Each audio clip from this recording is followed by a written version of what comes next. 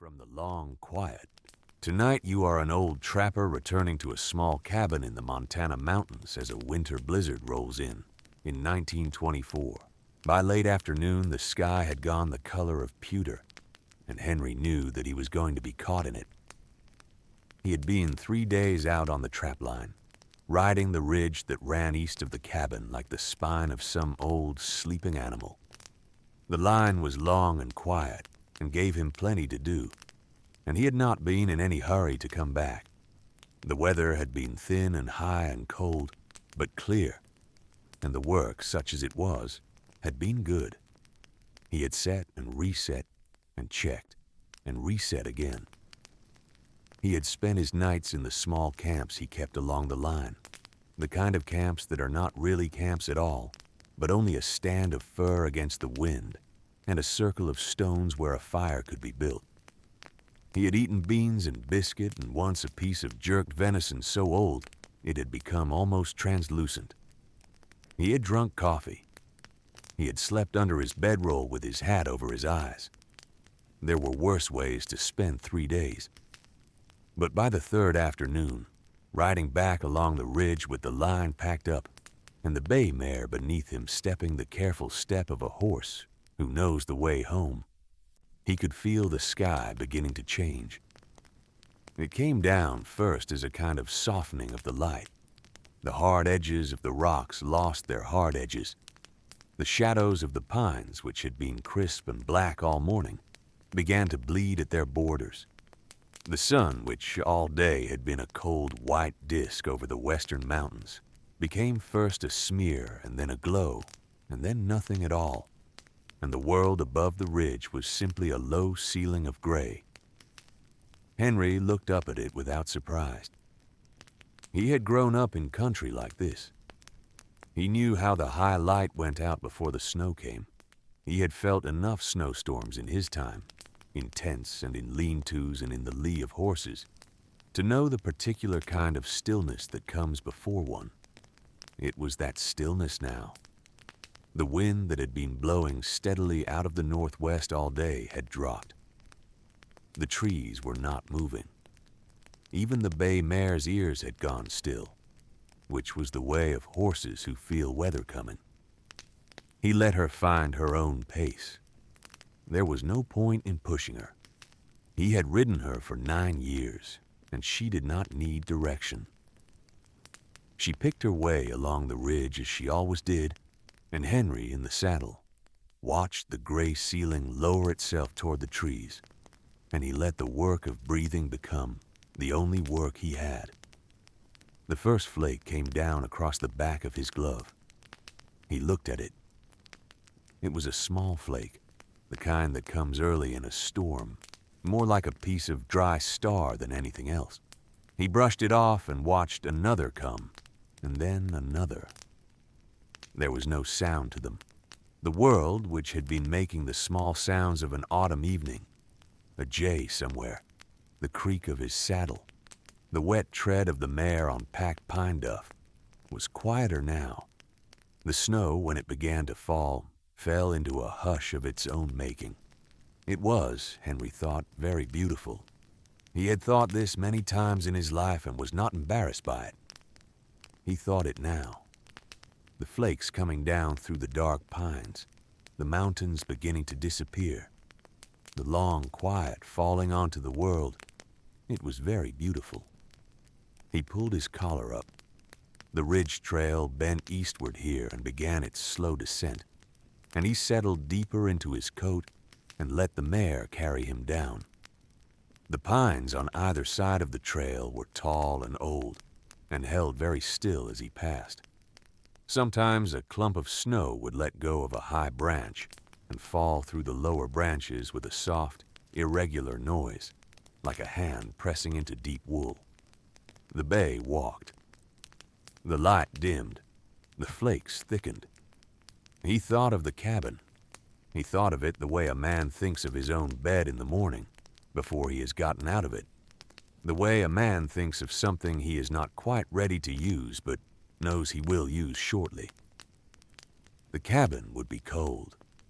He had banked the stove 3 days ago, and the ashes would be cold by now. The water in the kettle would have a skin of ice on it.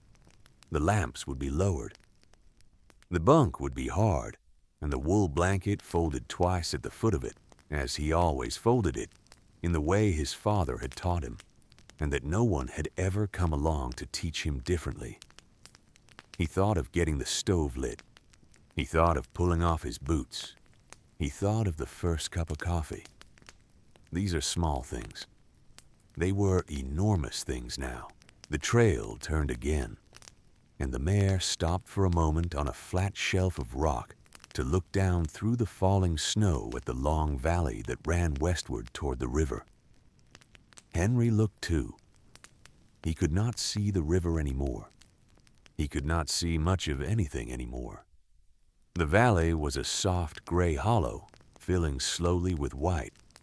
The pines went down into it like the masts of ships sinking. The light was the kind of light it gets in the late afternoon of a snowstorm, which isn't light exactly, but a kind of pale presence, the same on the ground as in the air, the same in the trees as in the open. The mare moved on.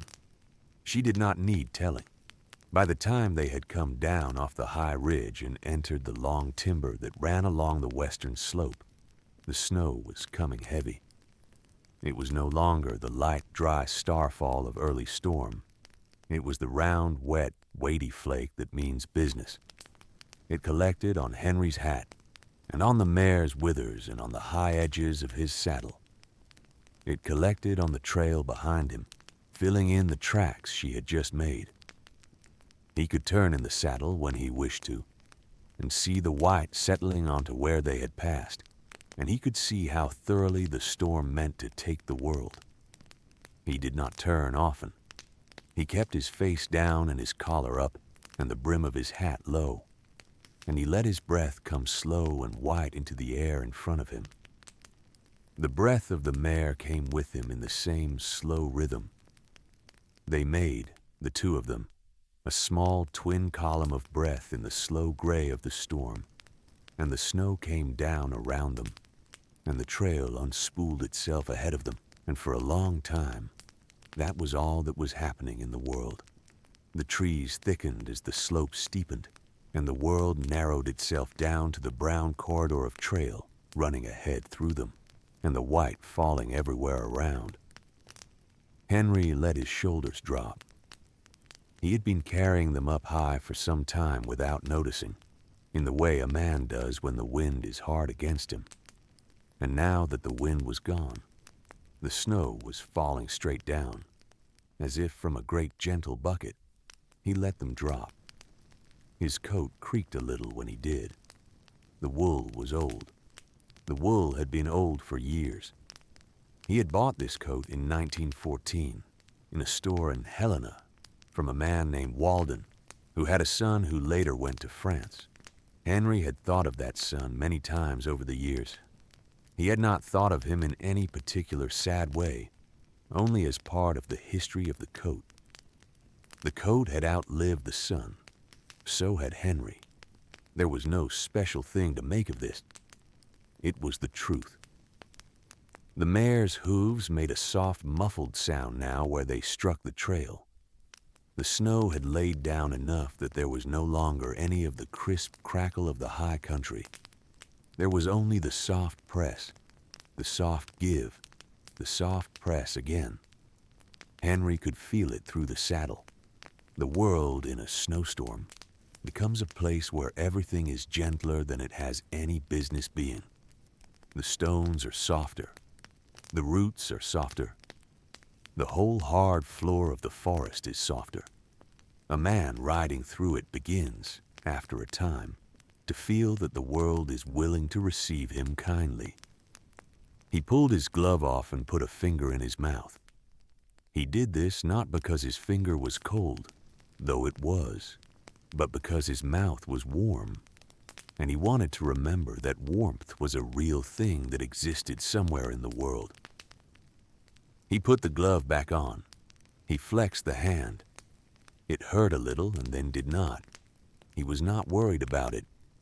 Through a gap in the trees, he saw briefly the shape of the next ridge over. It was nothing more than a darker gray rising out of the lighter gray of the storm, but he knew it.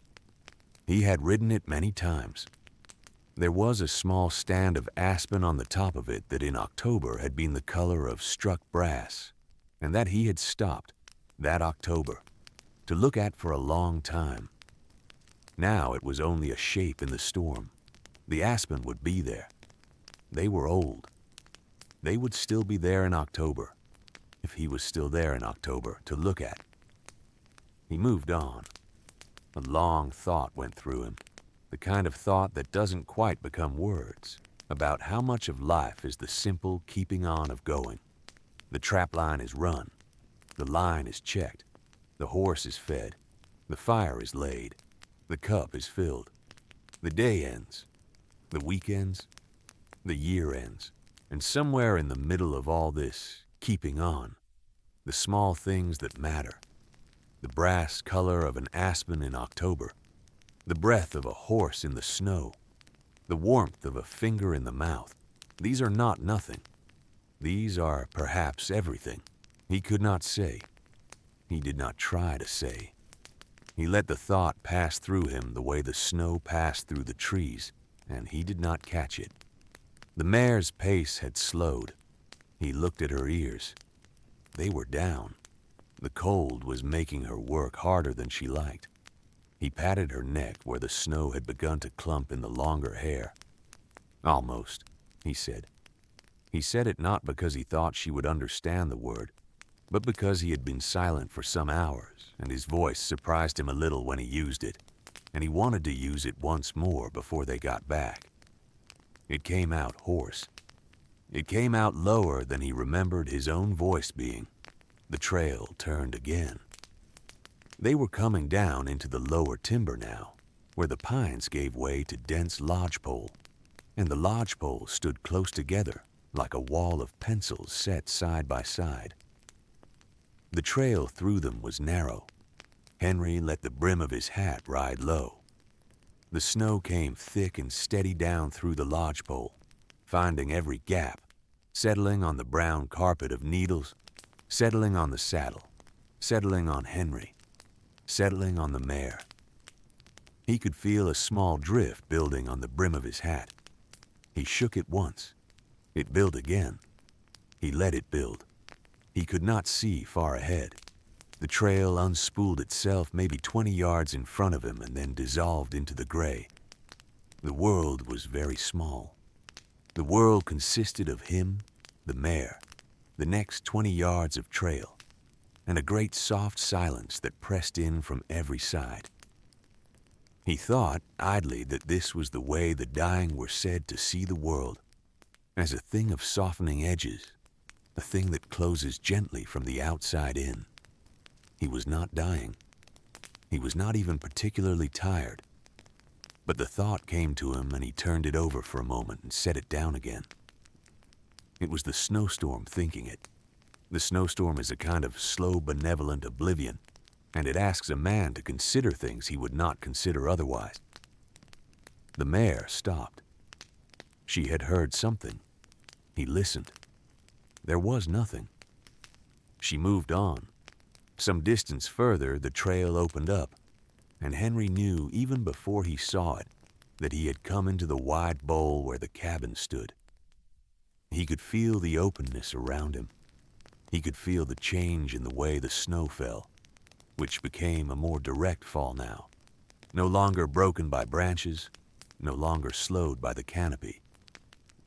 He pulled the brim of his hat up an inch, and he looked across the bowl, and through the falling snow he saw the dark, squat shape of the cabin sitting on the far side, the roof already piled white, the chimney a black stub against the gray. He let his breath out. He had not known he was holding it. The mare let her own breath out at the same moment, in a long, warm plume, and they crossed the bowl together at her easy walk, and the snow came down, and the cabin grew slowly larger, and the world held very still around them. The cabin was a single room with a slope roof and a stovepipe, and a small wooden porch that sagged a little to the south.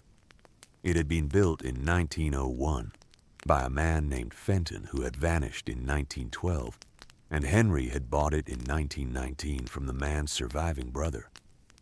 The brother had wanted nothing to do with the place. He had taken the bank draft and gone back to St. Paul, and Henry had never heard from him again. Henry had owned the cabin for going on 25 years now. He knew its sounds. The mare stopped at the small open shed that served as a stable on the north side of the cabin, and Henry got down. He did this carefully. He had not been in the saddle for an unbroken 3 hours, but he was old enough now that any dismount was a thing to do slowly. His knees made the small, dull popping noise they made these days, like a stove cooling. He stood for a moment with one hand on the saddle, getting his legs back, and then he led the mare into the shed. He worked unhurried. He unsaddled her and set the saddle on the rail. He brushed the snow from her in long, slow strokes, working from neck to flank. He fed her the last of the oats from the bag, and he broke a thin film of ice on the trough so she could drink. The trough was supplied by a small wooden gutter that ran down from the spring, and Henry checked the gutter and broke the ice along it too, so that the water would keep flowing through the night. He had done all of this many hundreds of times. His hands did it without his mind being entirely present. The mare lowered her head into the trough and drank. He patted her once on the rump and left her there. She would be fine. She had her own blanket on her, brown wool that had been many things before. It was a horse blanket, and she had 4 walls, 3 of them tight, and her hay. She would be warm enough. He stepped out of the shed and into the dooryard of the cabin. The snow was past his ankles already. It would be past his knees by morning. He walked to the porch in the soft tread that snow gives, and he stomped his boots on the porch boards 3 times each foot, the way a man does when he wants to keep his floor clean. He fished in his coat pocket for the key. The key was old iron and very simple. The lock was old iron and very simple. He had to work it for a moment with his cold fingers before it turned. The door opened inward on its long brass hinges, with a soft swing he knew well. The interior of the cabin was very cold. He had known it would be very cold. 3 days of an unattended stove will let the cold come right inside a place. He stood for a moment in the doorway and let his eyes adjust to the dimness, and then he stepped in and shut the door behind him. The door fit poorly along the bottom, and a thin line of snow had blown in under it during the day. He kicked the snow back outside with his boot. He closed the door fully. The wooden bar slid into the iron bracket with a small dry knock. The cabin was 1 room. It had a stove, dead, on the north wall. It had a small window above the stove, glazed in 2 panes, that gave a view of nothing in particular, but that, in summer, took in the long blue evening light. The window now was white with frost on the inside and snow on the outside. It admitted a faint pale glow. It had a bunk along the east wall, made up neatly with the wool blanket folded twice at the foot, as it had been when he left. It had a table along the south wall with 2 chairs, only one of which Henry ever used. It had a small cabinet of shelves along the west wall, beside the door. The shelves held what they always held: a tin of coffee, a tin of biscuit, a tin of beans, a tin of jerked meat, a small jar of sugar, a small jar of salt, a small jar of dried apple, and a candle. There was also a lamp on the table, with kerosene in it, and matches in a small tin box beside the lamp. It had a floor of plank board worn smooth and clean by 25 years of one man's feet, and the simple labor of one man's broom. It had walls of squared log, chinked tight, with old yellow lamplight stains around the lamp's usual spot on the table. That was all. Henry stood for a moment and looked at it. He looked at it the way a man looks at his own face in a mirror after he has been away from himself for some days, not really looking at it, just confirming that it is there and that it is what it was. Then he set to work. He hung his coat on the peg behind the door. He pulled off his hat and shook the snow off it and hung the hat too. He sat down on the chair he always used, and he pulled off his boots, slowly, one at a time. The boots were stiff with cold. He set them by the stove where they would dry in the warmth that was about to come, and he flexed his toes inside his thick wool socks. His feet ached the way they always ached after a long ride. He sat for a minute and let them ache. Then he stood up again and went to the stove. The stove was a cast-iron parlor stove of the kind made by the Round Oak Company in Dowagiac, Michigan in the 1890s. Fenton had had it brought up by mule team from the railhead at Bozeman, the way most things were brought up in those years, and it had stood on this same patch of plank floor for 43 years now.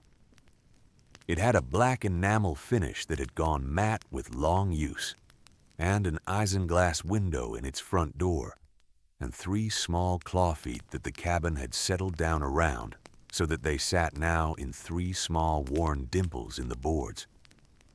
Henry kneeled in front of it. He opened the small ash door and drew out the iron poker and stirred the ashes. They were cold and gray and powdery. He took the small ash shovel and scraped them out into the ash bucket beside the stove, which he would empty in the morning. He worked methodically. The wood box on the right side of the stove was full. He had filled it before leaving, this being a thing he always did, having learned long ago that a man who comes back to an empty wood box has only himself to blame. From the wood box, he took kindling first. He had split a quantity of kindling in October from a stack of dry pine, and the kindling was as fine and dry as he could have wished. He laid 5 pieces of it across the stove floor in a small, precise grid. He took a handful of birch shavings from a tin he kept on the stove, and he laid these on top of the grid. He took 2 larger splits of pine and set these atop the shavings, leaving a small gap between them for the draft to work. He struck a match. The match was a kitchen match from the tin box on the table. He held it to the shavings. The shavings caught at once. They burned with the small, bright, vegetable flame of birch, which is a brighter flame than most, and the bright birch flame found the kindling and took it, and the kindling in its turn found the splits of pine. Henry watched it for a moment. He watched it the way he had watched 10,000 small fires take. He closed the stove door, not fully, but enough to direct the draft, and he stood up. His knees did the small popping thing again. He smiled faintly in the dim. He was getting old. He had been getting old for 10 years. He was, by any reasonable account, already old. He did not mind. The body did what bodies did. The fire did what fires did. He went to the cabinet and took down the kettle. The kettle was a steel kettle with a copper bottom, slightly dented on one side from a fall it had taken in 1928. The water in it, as he had expected, had a skin of ice. He took the kettle to the door and opened the door enough to scoop a load of fresh snow into it from the porch. There is no purer water than first-day snow, and it melts down clean. And he closed the door again, and he set the kettle on the stove. The stove was beginning to give. This is the small miracle that a man who has lived alone in cold country comes to know better than any other miracle. The stove was beginning to give. The first warmth was beginning to come off it. It was not yet a warmth that the body could feel from across the room. It was only the warmth of the iron itself, remembering what it was for. The metal pinged once, softly as it took the heat. It pinged again. The flames inside took on the deeper orange color of fire that is properly caught. Henry stood by the stove and held his hands out to it. He didn't put them too close. A man who has come in from real cold cannot warm his hands fast, or he will hurt them. He held them at a polite distance, and he flexed the fingers, and he watched the flames behind the isinglass window, and he listened to the small pings of the iron and the small pops of the pine. He was not thinking of anything. He was, for the first time in 3 days, simply here. Outside, the storm was strengthening. He could hear it now in the long shape of the cabin walls, in the way the chimney drew, in the soft, hard fall of snow on the slope roof above him. The wind had not come back yet, but it would. It was a Montana storm. It would come with wind eventually. The wind was a thing that came later in these storms, after the snow had laid down enough to be picked up and thrown again. Henry took off his outer wool shirt and hung it over the back of his chair near the stove. He stood in his union suit and his trousers and his thick socks, and the heat from the stove began to find him through the layers, and he turned slowly in place to take the heat on his back and on his sides, the way a man warms himself in front of any fire anywhere, in any century at all. There is nothing new under the sun about a man at a stove. There was nothing new about Henry. The water in the kettle began to make its first slow sounds. He pulled the chair closer to the stove and sat down in it. He sat with his feet stretched out toward the warmth. His socks steamed faintly. The cabin smelled of wood smoke and of damp wool and of the faint, sweet mineral scent of the snow that had come in on his boots and was now evaporating off them onto the iron of the stove. He let his eyes close. He did not sleep. He did not even quite drowse. He only let his eyes close for the small mercy of having them closed. After a time, he opened them again, and the cabin was the same. The stove was hotter. The kettle was working toward a hush. He was here. He had been here. He would be here. He did not move for a long time. The kettle, when it finally began to murmur in the sustained low voice of water becoming hot, surprised him a little, as if it had come up on him unawares.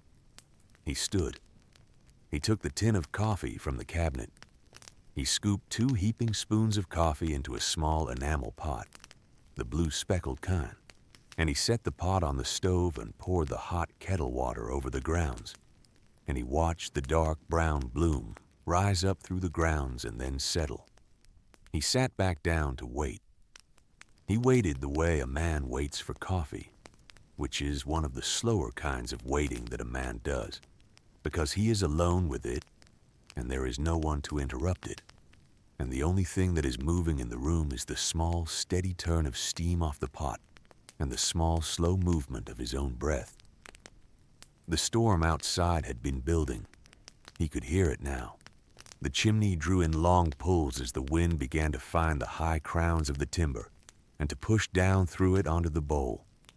The snow against the small window above the stove had become a moving thing. The soft tap and shift of flakes finding the glass and being pressed against it and then sliding off. The fire in the stove felt the wind too. It pulled brighter for a moment, then settled. Henry poured himself a cup. The cup was a thick white china mug with a chip in the rim, on the right side, the way he held it. He had chipped it himself years ago, on a hook on the back porch, and he had liked the chip ever after. It was part of the cup now. He drank from the unchipped side, and his lower lip rested on the chip, and it had become familiar. The first sip went down very slow.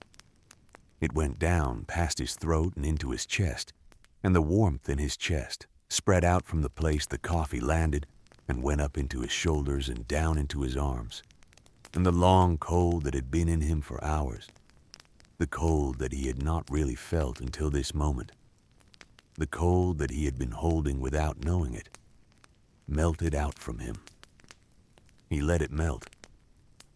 He sat in the chair with the cup in both hands and his feet stretched out toward the stove, and his head a little tipped back against the wood of the chair's back, and the cabin was warm now. Properly warm, the kind of warm that lives in a room rather than visiting it. The lamp on the table was unlit. The light in the cabin was only the orange light of the stove door and a faint shifting glow that the snow outside the small window threw back into the room when the firelight reached it. The light was enough. The light had always been enough. He didn't get up to light the lamp. He sat. He drank. The wind outside found a new voice. It came down off the ridge in a long, low call, like the call of some great hollow creature speaking through a hollow horn, and it pushed against the south wall of the cabin, and the cabin did not move, because it had been built well by Fenton in 1901, and Henry had kept it tight ever since, and a cabin that has been built well and kept tight does not move in a wind. It only hums a little. The cabin hummed. The wind passed. There was a small silence. The wind came again. Henry was not afraid of the wind. He had been in cabins in worse winds. He had been in lean-tos in worse winds, which was a worse place to be in worse wind. He had once spent a night in a snow cave he had dug into a drift on the lee side of a rock outcrop on the eastern slope of the Crazies. He had been 24 years old then. He had slept in that snow cave very soundly, in fact, because a snow cave in a real storm is one of the warmer places a man can be, the snow being a fine insulator and the body's own warmth in such a small space, keeping the air around it almost civil. He smiled into his cup at the thought of the snow cave. 24 years old. The body he had had at 24. He drank. After a time, he got up and refilled his cup. He sat back down. He did this without any particular thought. He did this the way he had done 1,000 things in this room over 25 years of evenings, without thinking. He drank. He listened to the storm. He listened, too, to the smaller sounds within the cabin. The fire in the stove had settled into the long, steady work of a fire that has its draft and its fuel sorted out. It made the small, sustained roar that fires make in stoves, very soft, almost a hum. Once in a while, a knot in one of the pine splits would let go with a small pop, and the stove would breathe, and a brief shower of sparks would hit the inside of the isinglass window and die. The kettle, off the heat now, sighed its long sigh as it cooled. Outside somewhere, an owl called. It was the long, low double note of a great horned owl. It came from one of the tall pines on the south side of the bowl. The owl did this most nights. Henry had been listening to it for years. He did not know if it was the same owl. He suspected it was a chain of owls, that the first owl had taught a second, and the second a third, and so on down through the years. He did not know how owls worked. He liked the owl. He liked that the owl in this storm was still working its perch, was still calling its slow call. He thought, idly, I am here, and the owl is there, and the storm is everywhere, and we are all of us getting through the night. He drank. His feet in their thick socks had stopped aching. They were a comfortable distance from the stove now. They were neither cold nor hot. They were simply feet. A man becomes aware of his own feet in moments like this, in a small, grateful way. He becomes aware of his hands around the cup. He becomes aware of the small weight of his head against the chair back. He becomes aware of the simple architecture of his own warm body in a warm room in the middle of a long, cold night. And the awareness is not a thinking about. It is only a being here. This is, he thought, the work of being old. This is the work of being old in a small place that you have lived in for a long time. The world narrows down. The world becomes a single room, a single stove, a single cup, a single weather. And the smallness of it is not a poverty. The smallness of it is a fitness like a coat that fits well, like a tool that fits the hand. The world fits. He fits the world. He drank the last of the second cup. He did not pour a third. 2 was his usual. The clock on the small shelf above the table, a clock with a brass case and a faint, slow tick, said something a little after 7. He did not look at it directly. He could feel the time of the cabin around him, which wasn't the time of clocks exactly, but a slower time, the time of stoves and storms. He set the empty cup on the floor beside his chair. He let his head settle back against the wood. After a while, he got up, slowly, the way he did everything now, and he lit the lamp on the table. He didn't light it because the cabin was dark, because the cabin was not, with the stove going, properly dark. He lit it because he wanted to read for a little while before he slept. He had a habit of reading before he slept that he had had for 40 years. He did not always read for long. Sometimes only a page, sometimes only a paragraph. But he liked the small ceremony of it, the act of moving from the day world into the night world by way of words, the same way a man moves from a meal to a sleep by way of a slow walk. The lamp came up small and yellow. He turned the wick low. There was no need for a large light. The light he wanted was the kind of light that lives in the small circle around the lamp and does not push too hard against the dark of the room. The dark of a cabin in winter with the stove going is a good dark. It is the dark of being held. He took the journal down from the shelf above the table. The journal was a small leather-bound thing, brown, worn soft. It had been a Christmas gift from his sister in 1930, sent up from Spokane. She had not written him for some years now.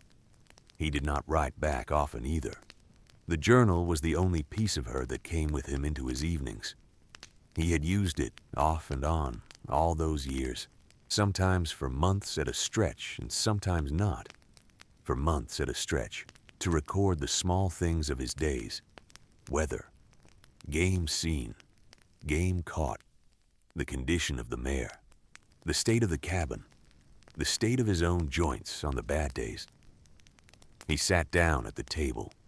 He opened the journal at random the way he sometimes did, simply to read what he had written in some earlier year. The page he opened to was from November of 1936. The handwriting was his. It said, "Saw 3 elk on the high meadow this morning, 2 cows and a yearling. Wind out of the north. Cold but bright. Mare did not like the wind. Made coffee. Read a chapter of Whitman. Slept well." He smiled at the page. He turned a few pages forward. Storm overnight. Snow to the eaves. Spent the morning shoveling out the porch and the shed. Found a vole frozen on the porch boards, very small. Buried it under the snow at the base of the south pine. The world cleans up after itself. He read these the way a man reads old letters, with a small, fond distance. He did not feel especially that these were his own words. They were the words of an earlier version of himself, a man he had once been, who had since moved on, leaving behind these small sentences as a kind of trail. He turned more pages. Aspens going gold today. Stopped on the ridge to look. The light fell on them sideways for a long minute, and they were the color of struck brass. Then the wind came, and the leaves went. Held the moment as long as it was held to hold. This one he read twice. He had been 40 years old when he had written it. He was older now. The aspens were still there. The aspens were always there. He did not write anything in the journal tonight. Some nights he did. Some nights he did not.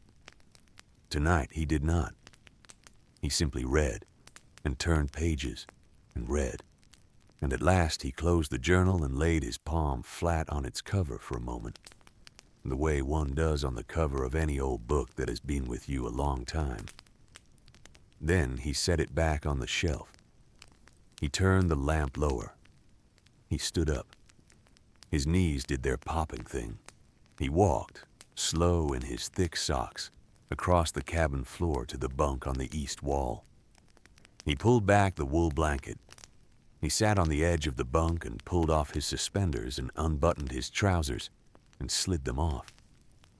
He folded the trousers once and laid them across the foot of the bunk on top of the folded blanket. He did the same with his outer shirt. He kept the union suit on and the wool socks. He turned the lamp lower still. The flame went down to a small kept light, no bigger than the tip of a finger. The cabin sank into its darker dark, in which the only real light was the orange glow of the stove door and the small kept yellow of the lamp. He lay down on the bunk. He pulled the blanket up over himself. It was wool and heavy and old, and smelled faintly of cedar from the chest he kept it in during the summer. He folded one arm behind his head. He let the other hand rest on his chest, where he could feel the slow rise and fall of his own breath under it. He closed his eyes. The storm outside went on. The wind made its long, hollow call against the south wall of the cabin. The snow fell on the slope roof above him with a softness that, after a time, was the only thing happening in the world. The fire in the stove murmured in its long, sustained voice. The clock on the shelf ticked its small ticks. The owl in the south pine called once, twice, and was quiet. His breath slowed. His shoulders, which had been holding small, unconscious tensions of the day, let them go. His hands let them go. His jaw let them go.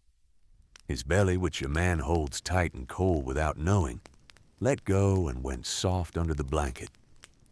The cabin held him. The cabin had held him for 25 years now, and it knew how to hold him.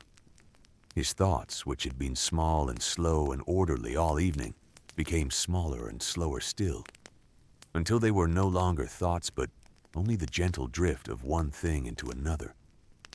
The aspen on the ridge, the bay mare warm in her shed, the kettle cooling on the iron, the owl, the wind, the snow, the slow, steady wheel of the world turning him toward morning.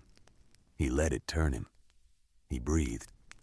The storm went on outside, and the cabin went on inside, and the long Montana night settled in around both of them, and Henry, who was tired and warm and old and not afraid, drifted gently down into the deep, easy quiet of sleep.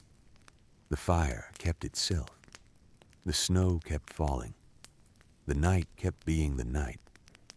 And somewhere, in the dark above the storm, the great wheel of the stars went on turning, as it had always turned, and would always turn, and Henry slept, and the world held him, and that was all.